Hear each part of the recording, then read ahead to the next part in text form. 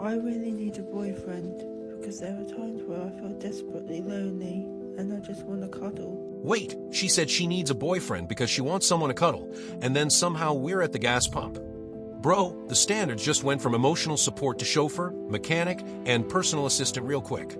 And she's out there pumping gas in the rain, like this is a personal attack. I mean, if this is the opening argument for needing a man, we're definitely about to hear some wild expectations. And honestly, we're barely a minute in. This is already getting interesting. Episode 3 of why I need a boyfriend, because what am I doing pumping my own gas? What am I doing? What am I actually doing here? Because me doing... Hold up, she's turning 30, has never had a boyfriend, and now she's talking about ending up alone. You can hear the worry in her voice, and that makes this way more serious. Then the conversation flips into this whole loneliness debate. Men supposedly don't mind being alone, while women are craving that masculine presence. Okay, that's a pretty big claim. But the real question is, why are so many of these women still single? Something isn't adding up here. Me doing this, and it's raining. It's raining outside. Do you see this? It's raining. And I'm pumping my gas. Please, someone come pump my gas. Please. I'm turning 30 in a month and I have never had a boyfriend. There's an epidemic of single ladies in their 30s, of people asking them if they're afraid they're gonna end up alone, or rushing them into feeling like they're running out of time, we need to have babies. I want to give a different perspective to dating because I'm 29 years old, I'm single, and I'm unhappy. And I'm not unhappy because I'm single, but I am unhappy. Nah, now everybody's giving us their age like this is a relationship roll call. 30, 31, single for 8 years, and then this 22-year-old drops the biggest confession yet. She literally says, "You are looking at the reason why I've been single my whole life." Wait, what? At least she's looking inward, instead of blaming the entire dating market. But if she really thinks she's the problem, we're about to find out what she means. Different perspective to dating because I'm 29 years old, I'm single, and I'm unhappy. And I'm not unhappy because I'm single, but I am unhappy. I'm 30, and in a few months I'll be 31, and I am single. I'm 30, I'm still single. And people ask why, In fact, most people now assume that I'm just married. I must start to look a little bit older or something, because people never used to ask me that. Where's your husband? What's your husband do? Never been married. I've been single for 8 years. Oh my god, that sounds so crazy saying that out loud. Like, I can't believe it. Honestly, my whole life I feel like I've been single. Look, I'm single and I'm 30, and you have to settle down before you turn 30. You have to. You have to. So I'm 31. Actually, I'm 30. I'm gonna be 31 in 2 weeks, but almost there anyways. I am 22 years old and I have been single my whole life. Let's talk about why that is while I get ready. You are looking at it. You are looking at the problem. You are looking at the reason why I've been single my whole life. There is nothing and no one standing in the way of me getting in a relationship other than me, myself, and I. Okay, now we're getting somewhere. She admits she can be insecure, emotional, and scared of being cheated on, and the commentary immediately goes for the self-sabotage angle. Bro, that's a lot to unpack. But then she says something that hits harder. One side of her thinks she's too much, while another thinks she's not enough. That's not just dating frustration. That's somebody fighting herself before the relationship even starts.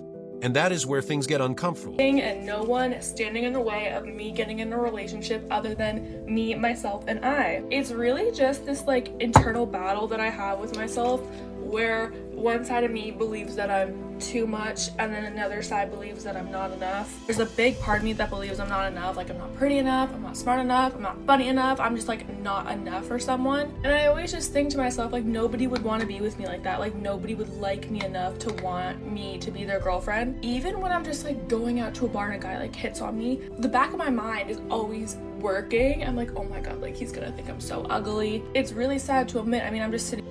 Wait, listen to how she talks about herself. A guy can literally approach her, and her first thought is basically, he's gonna think I'm ugly. That's rough. Then she sees couples deeply in love, and can't even imagine somebody feeling that way about her. Sigh, that's not confidence issues on the surface anymore. She's already rejecting herself before anyone else gets the chance. And when you think you've already lost, dating becomes a whole different game. To a bar and a guy hits on me, the back of my mind is always working, I'm like, oh my god, like he's gonna think I'm so ugly. It's really sad to admit. I mean, I'm just sitting here like admitting that I'm just this insecure girl, and like, yeah, I am. Whenever I see a couple and I see the guy like so obsessed with the girl and like so in love with her, I just could never picture that for me. Like, I don't think that will ever happen to me because I just can't imagine someone being that in love with me. Everybody deserves love. Everybody deserves to find that person.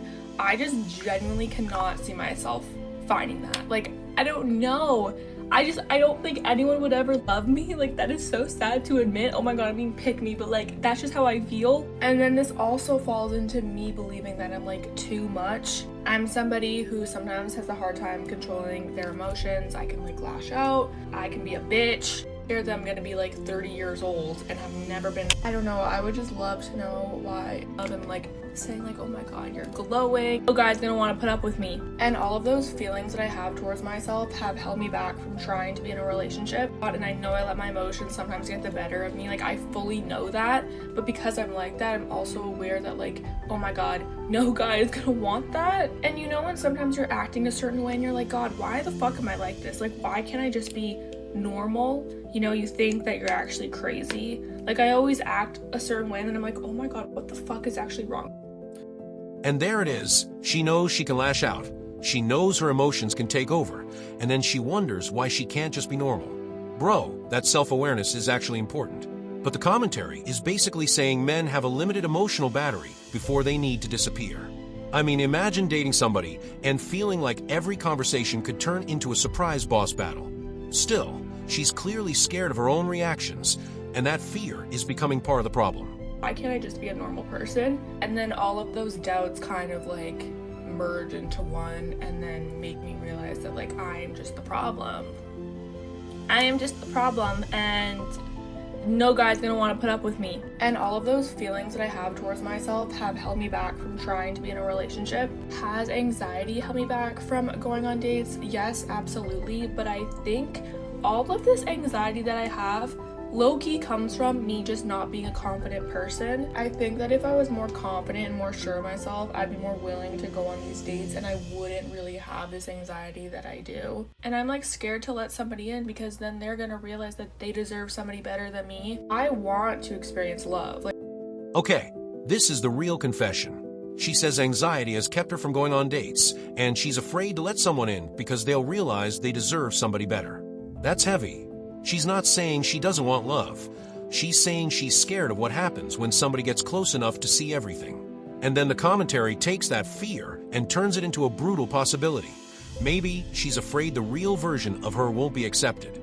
Yeah, that one hurts. I need that version of me. I want people to see what I'm like when I'm in love and like saying like, oh my god, you're glowing. And I want to have that person, you know, my kind of like best friend, you know, I want to have that, but I don't know what's wrong with me. Like, I do know what's wrong with me, but I don't know how to fix what's wrong with me.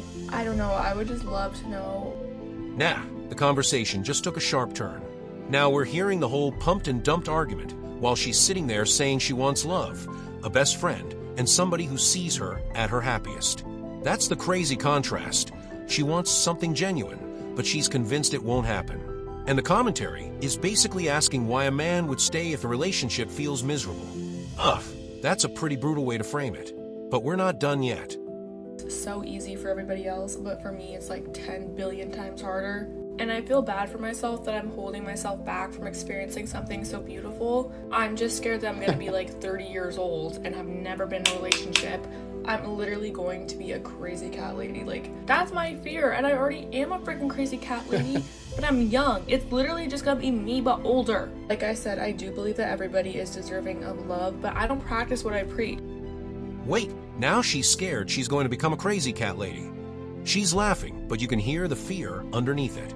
She wants love so badly that she'd even accept heartbreak just to know she experienced it. Then comes the argument about deserving a good partner. Bro, that's where the expectations really collide. One side says love should happen because everybody deserves it. The other says you have to work for what you want. And that disagreement is getting real personal. I always preach positivity to other people, but it's like for myself, I just talk so negatively. I would never talk to my friends the way I talk to myself, so I just need to give myself a fucking break and give myself more grace. But I'm just like, I don't know, it's easier said than done. I want to experience love. I want to even experience heartbreak, because that means I did experience love at one point.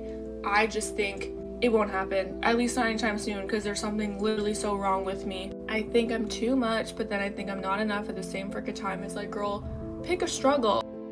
Damn, she just summed up the entire struggle in one sentence. Too much and not enough at the same time. That's a brutal place to be mentally. She wants love. She wants to feel chosen, but she's already convinced something is wrong with her. And then the music hits like the video itself needed a minute to recover. Sigh, what a mess. But if you enjoy relationship stories that spiral this hard, hit like, subscribe, and I'll catch you in the next one.